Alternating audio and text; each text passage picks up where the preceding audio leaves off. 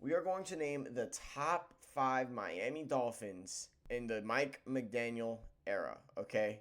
Now, I'm going to go ahead and say that some of you are going to be so a little bit surprised by this list.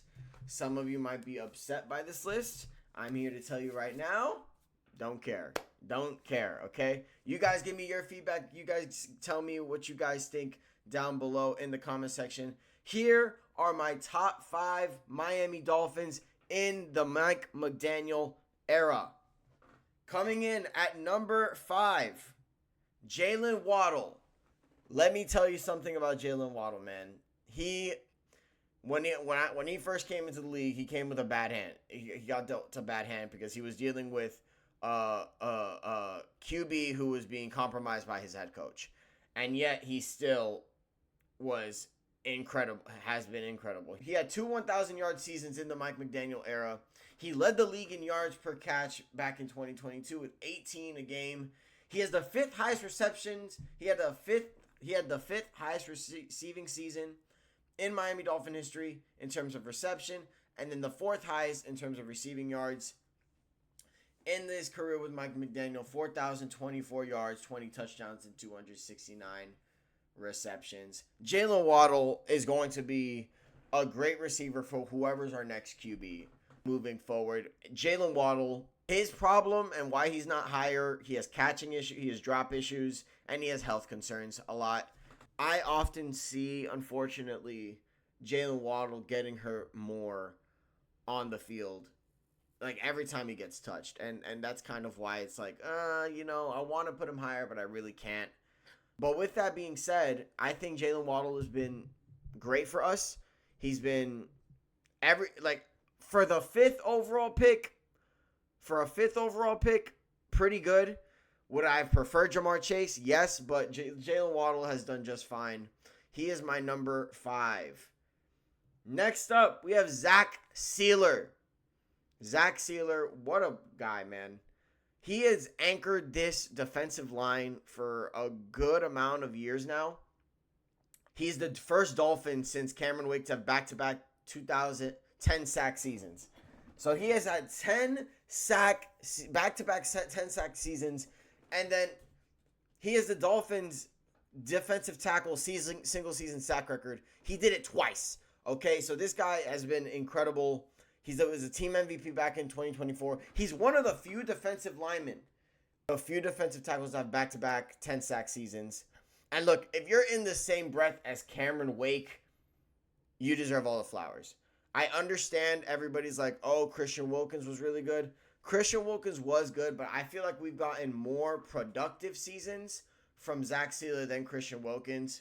I think Zach Sealer straight up is the most underrated player in the NFL. He does not get enough credit. He doesn't get enough Pro Bowl votes. He does not get enough recognition in general. I don't think he's ever been a top 100 player. Really unacceptable given the seasons that he's had. This past year, he's coming off a bit of a down year, 5.5 sacks only. But look, man, we made the decision. Chris Greer made the decision to keep Zach Sealer and let go of Christian Wilkins. And in the long run, that was the right decision. So many mistakes Chris Greer made. Zach Sealer, being the franchise defensive lineman, is not one of them. He is my number 4. Number 3. Shut up. Shut up. I know what you're about to say. Shut up. Shut up. Be quiet. Respect the tribal chief. You guys are going to sit here and say, oh, he sucked. Oh, he sucked. There was a time where you guys were glazing him and talking about him potentially being an MVP for a year, okay? Yes, you were doing that.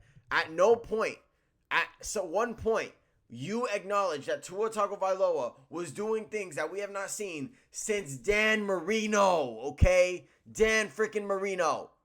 Tua Tagovailoa is an all-time great Dolphin. He is. It is unfortunate that he ended up getting banged up, getting hurt, and he couldn't go anymore.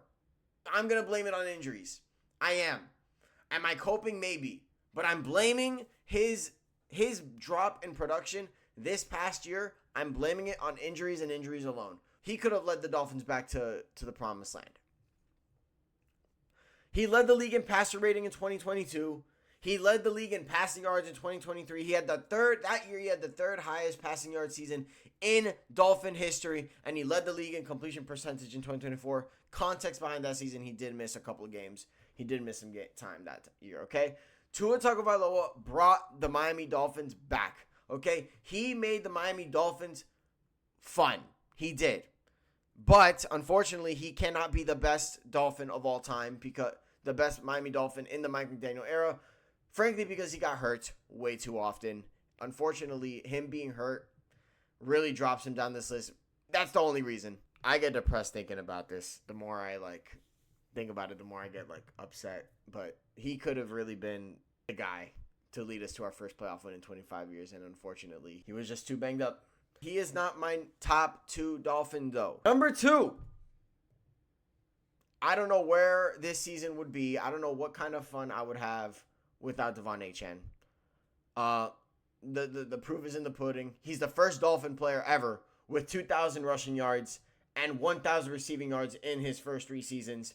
He's the first Dolphin ever to score 10-plus touchdowns in each of his first 3 seasons. Mind you, he missed a ton of time in his rookie year.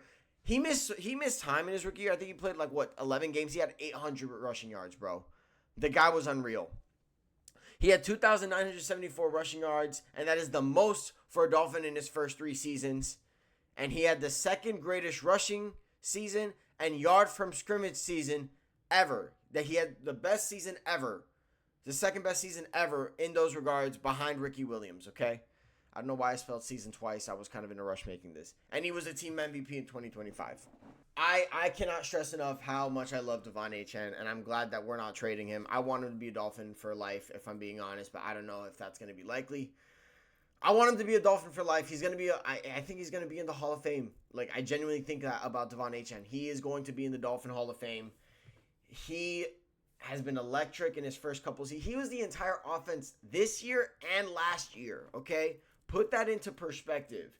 He was the entire offense, and in a year where it was very depressing to be a fan of this franchise, he really brought some excitement that I don't think a lot of Miami Dolphins players bring in a year that was so bad. It was a bad year, and yet I had fun watching Devon Achane, so it saved it. It saved everything. So, yeah, Devon Achane, all-time great Dolphin already, in my opinion. Glad we're not trading him. Glad we're keeping him. I hope he stays a Dolphin for life. I hope we extend him, give him the money he deserves. But he's not number 1. He is not number 1. I'm pretty sure you guys are going to know who number 1 is going to be. Number 1 is Tyreek Hill, okay? Look. Off the field, Tyreek Hill had a lot of problems, okay? And I'm praying the brother's doing a lot better now. He's been cut by the Miami Dolphins, so I guess it doesn't really matter to us anymore. There was a time where I had the most fun ever watching the Miami Dolphins back in 2022, 2023. It was so much fun watching that team. And Tyreek Hill is the reason for that. He is. He is the reason for that. He's a 2-time first-team All-Pro. He had the most receiving yards and receptions in a season. He has the most in franchise history. The fastest player to reach 3,000 yards in franchise history. In 2023, he led the league in receiving yards, touchdowns, and yards per game. And he was a back-to-back team MVP. He was a back-to-back team MVP in 2022 and 2023. Tyreek Hill was everything for the Miami Dolphins, bro. He was. And I'm sick and tired of pretending that he wasn't. I know off the field he was rough, and maybe he didn't come up in clutch games, but let me tell you something, man. This guy, how many times has a star player come to the Miami Dolphins and he really didn't live up to the hype that we all expected him to do? Tyreek Hill didn't just live up to the hype. He did more than that. He exceeded it. Tyreek Hill is going to go down as the best receiver to ever step for the Miami Dolphins. Yes, better than Mark Duper. Yes, better than Mark Clayton. He's an all-time great Miami Dolphin. And he should, and I don't know if he's going to get his number retired. I don't know if he's going to be inserted into the Ring of Honor. But he will not be forgotten, okay? I had more fun watching this guy play football than any other player in Miami Dolphin history. I know everybody likes to talk about Juice, Jarvis Landry. Be serious. This guy is an all-time great Dolphin. He is. And yeah, that concludes the list. Those are my top 5 Miami Dolphins in the Mike McDaniel era.